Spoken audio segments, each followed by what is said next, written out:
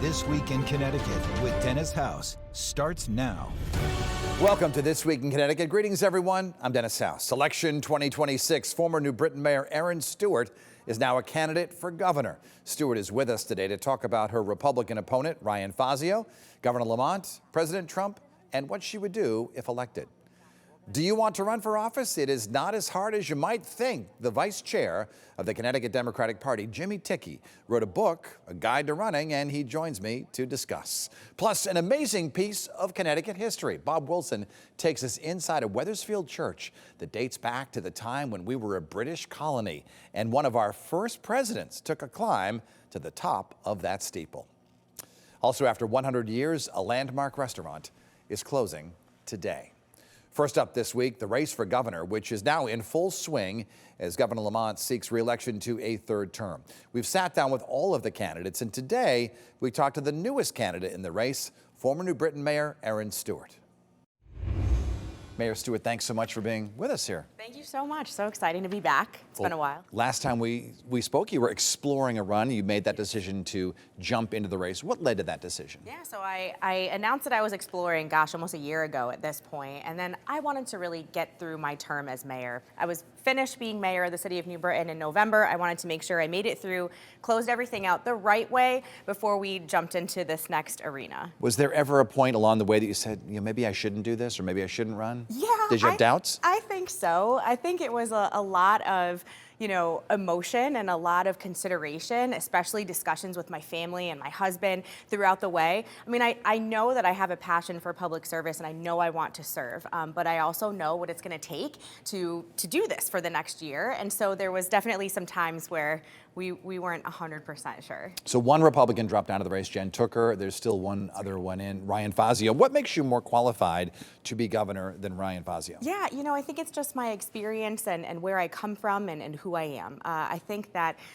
I've been saying for a while now that it's time for something different in politics. I come from a different world. I come from a different part of the state. I'm a blue-collar, working-class raised, woman. There are very big differences between him and I, especially with my management experience as mayor of a city in Connecticut, where we know that it's outnumbered Democrat to Republican a lot, and I won that pretty handily 6 times. So I think that all those experiences are what make me more qualified than he, but I also think that I appeal to a broader base of voters in the state. The last governor from New Britain was Tom Meskel, elected 55 years ago, 1970, I believe. Yeah. He was the former mayor of New Britain. He was the mayor of New Britain, yes. Who went on to Congress and then, of course, became the governor. As you look at other Republican governors in the history of our state, I know that you knew Governor Rell. Yep. What kind of advice did she give you? Oh, Governor Rell, she was one of my first bosses in politics. She hired me when I was out of college at CCSU. I was very grateful to be able to work for her.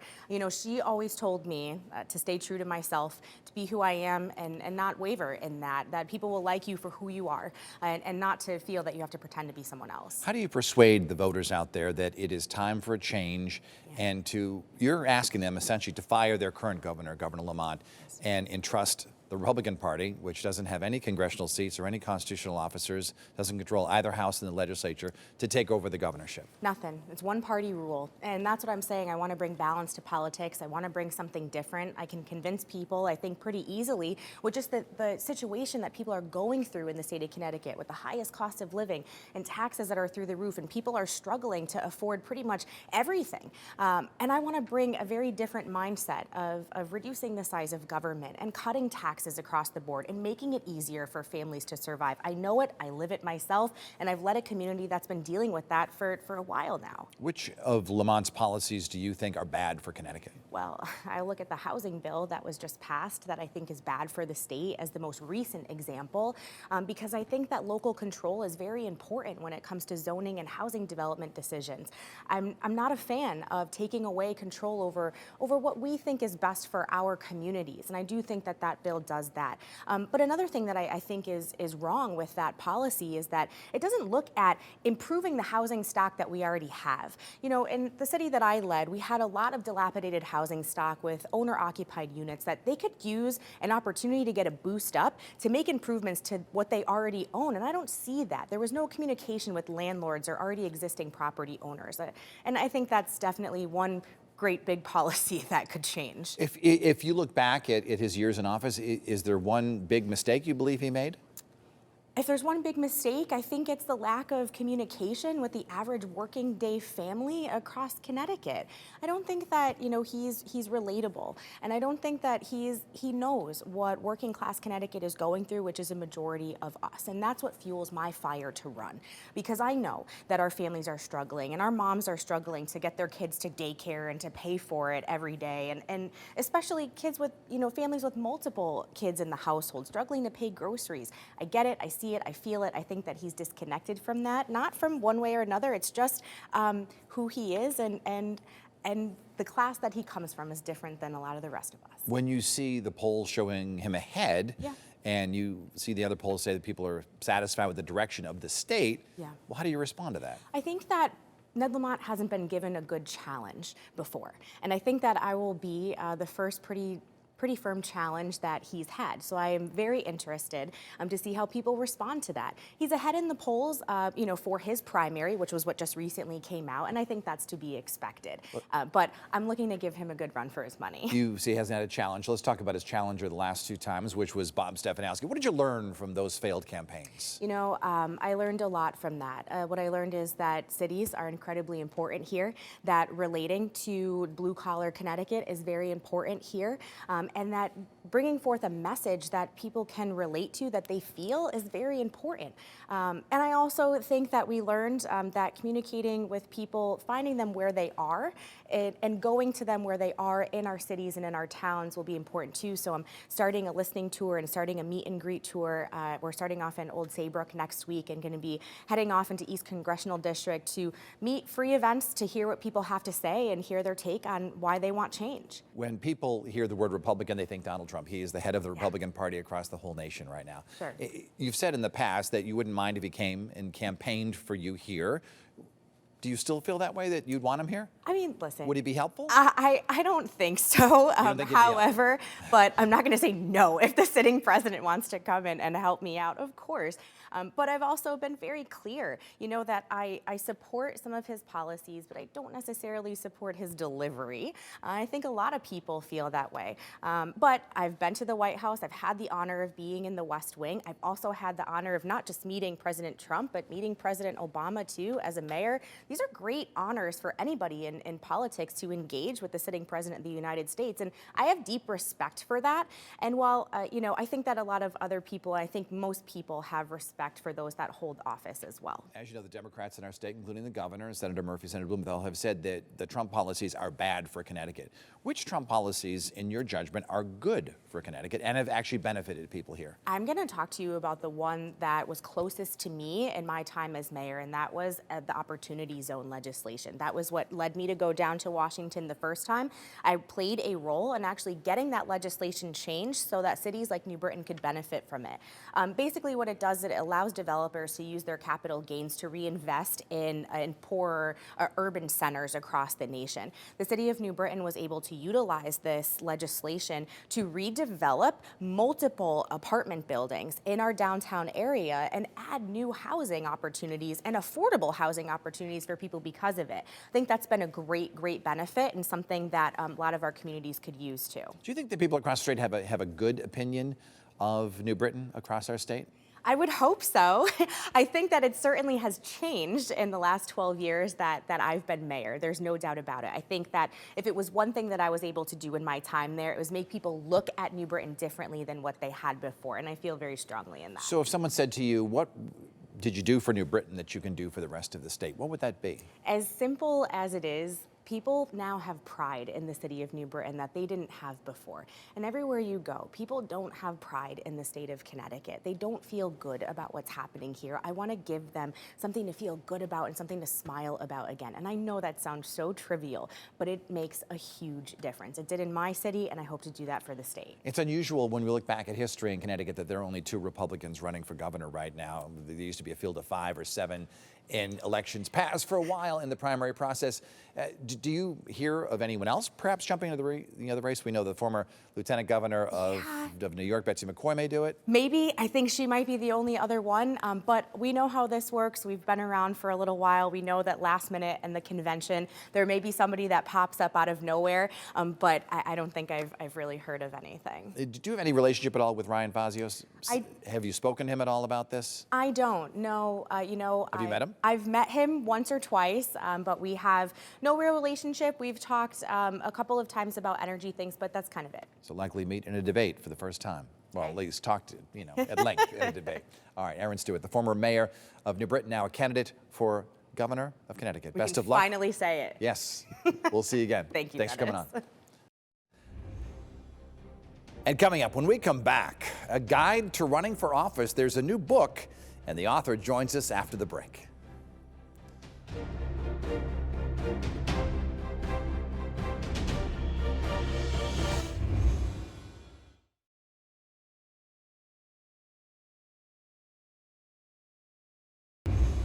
Joining me now is Jimmy Tickey. He is the vice chair of the Connecticut Democratic Party. He's here to talk about a new book that's coming out right after New Year's. And Jimmy, good to see you here in the program. Thank you so much for having me. So tell us about your book.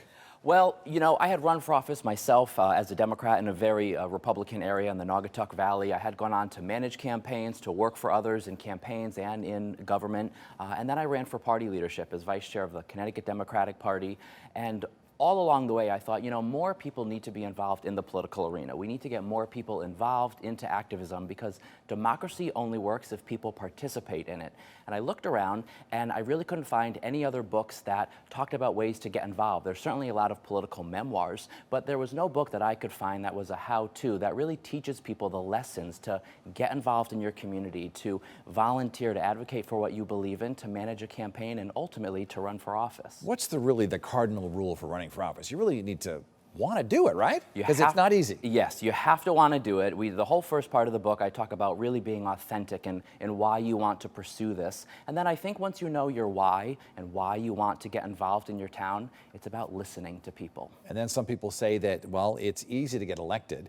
Once you get elected, that's the hard part. Right, it is, which is why after some thought, I decided to also just peek beyond election day. So the book really ends with your first 100 days in office, forming your team, some good practices that I've seen for those that are in office, because, it is about getting elected, but then the really important work is doing the work on behalf of the people that elected you. And so we do talk about year-round organizing, and we talk about some ways that you can be very effective while in public office. Every politician has a different story. Some start out on their school boards and their small towns. Others run for president for the first time with no experience whatsoever.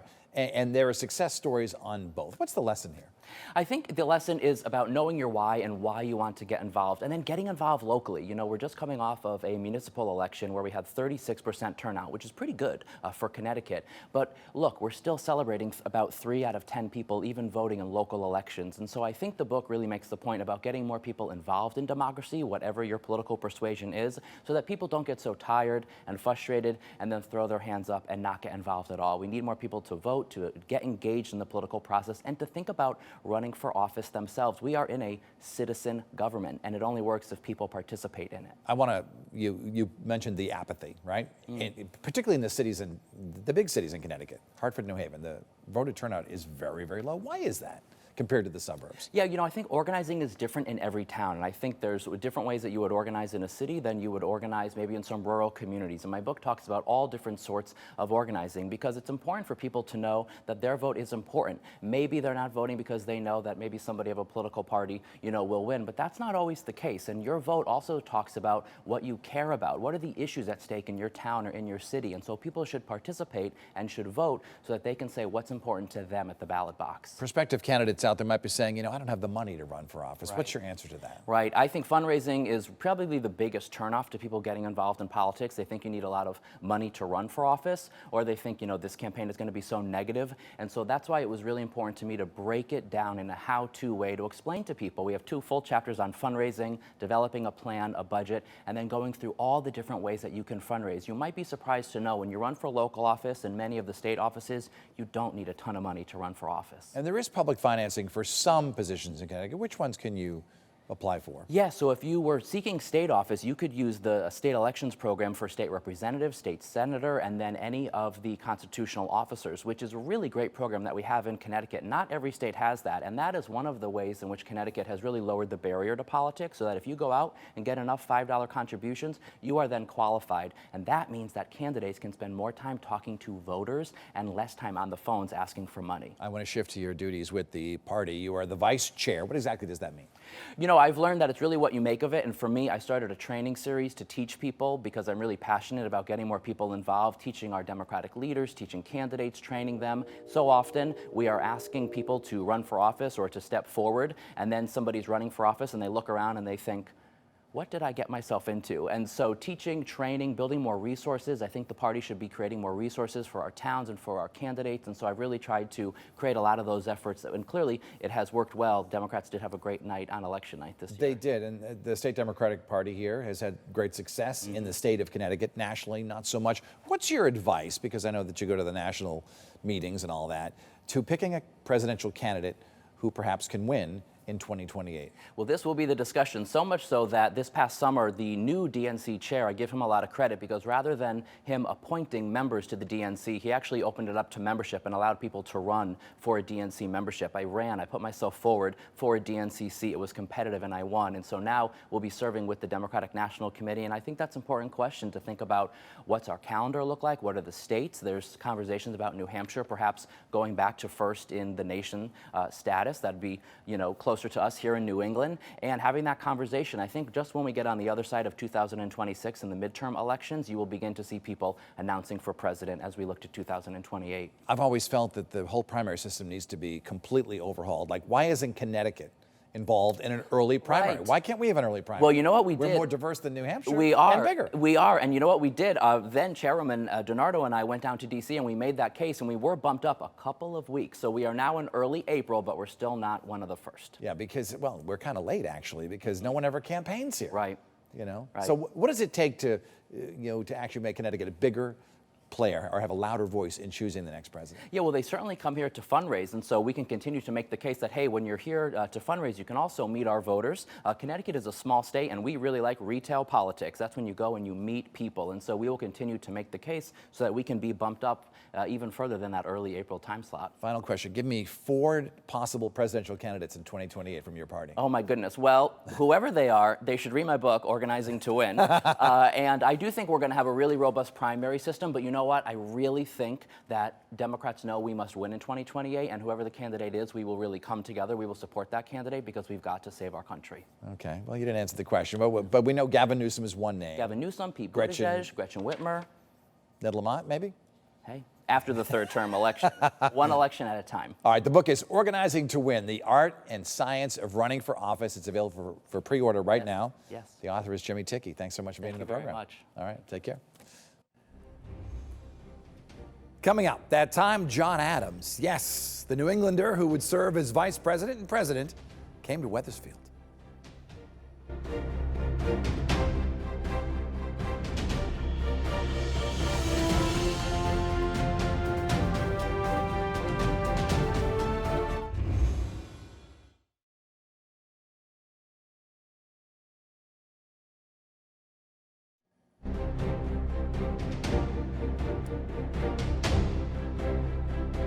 The USA celebrates its 250th birthday next year, and today, a special story that illustrates the great history of Connecticut, which was a British colony until the Declaration of Independence. News 8's Bob Wilson takes us inside a church in Old Wethersfield with a remarkable story, and it needs your help to survive. 139 feet in the air in one of Connecticut's oldest church steeples. We're at the First Church in Wethersfield, Connecticut, and they're looking to save this magnificent piece of history. The steeple is just the white part on top. The lower section, brick section, is the bell tower. First Church in Wethersfield was built in 1761, before America was even a country. Okay, so from here on up, it's secured because the stairs are going to get really narrow. There are 7 flights of stairs to the 7 different levels of the tower. Wow.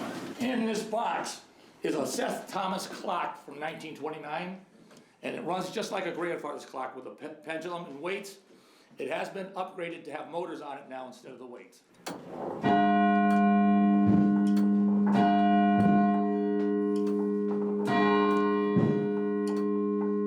We'll be upstairs in a minute to see where that just rang. Up another flight of stairs through a trap door in the floor brings you to the church bell, which weighs more than 1 ton. And this is the hammer that we used to strike the bell before. A heads up would have been nice. That is loud. This is the third bell that's been in this steeple. The next flight of stairs is more like a ladder, 20 feet straight up. Yeah, so where are we? So we've just entered into the steeple. You'll see the walls are no longer brick. This is the wooden part, and you can see these beautiful old beams. They've been here since 1761. A 264-year-old tight wooden spiraling staircase takes you to the top. A clear day, you can easily see the skyscrapers in downtown Hartford, so you can see a huge distance. And when John Adams came up here in 1767, he said that it was the most grand prospect he had ever imagined. John Adams came up these stairs, Yep. the same stairs. He was part of the Continental Congress at that point. There are stories about World War II pilots returning from the war and using the steeple to line up to Brainerd Airport, which is about 5 miles to the north of here. So that was their beacon to come home on. To restore the tower and the steeple will cost about $3 million, and because of the price tag, they're looking to fundraise outside the congregation. Whether you're basing it on history, faith, architect, it's all right here, and there's nothing else like this. It's a unique building. The town built itself around its faith. That was the kind of defining quality of the folks who first settled here, was their shared faith as Christians. And I think it continues to be a symbol within our own town of our faith. So if you do make a significant donation, they say they will bring you up here. You can get a tour and you can walk where John Adams once set foot. In Wethersfield, Bob Wilson, News 8. After the break, saying goodbye to a Connecticut dining institution. And we invite you to connect with us here at This Week. You can send us an email at thisweek@WTNH.com. You can also find me on Twitter. You can find me on Instagram and Facebook as well. We'd love to hear your messages and suggestions for potential guests. We'll be right back.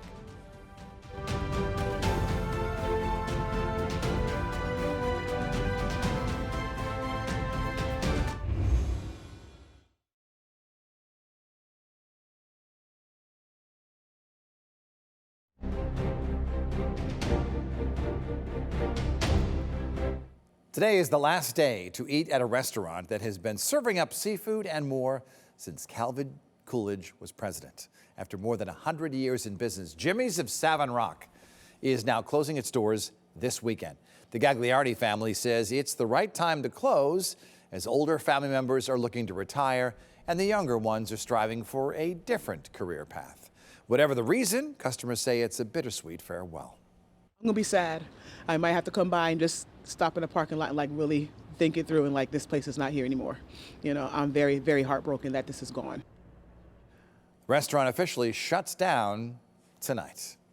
We thank you so much for sharing your time with us this weekend for This Week in Connecticut. I'll see you back here next Sunday morning at 10 o'clock. And of course, I'll see you on the news tomorrow at 6 and 11. Up next, Tom Dudchik and the Capitol Report crew. Have a great Sunday, everybody. We'll see you later on.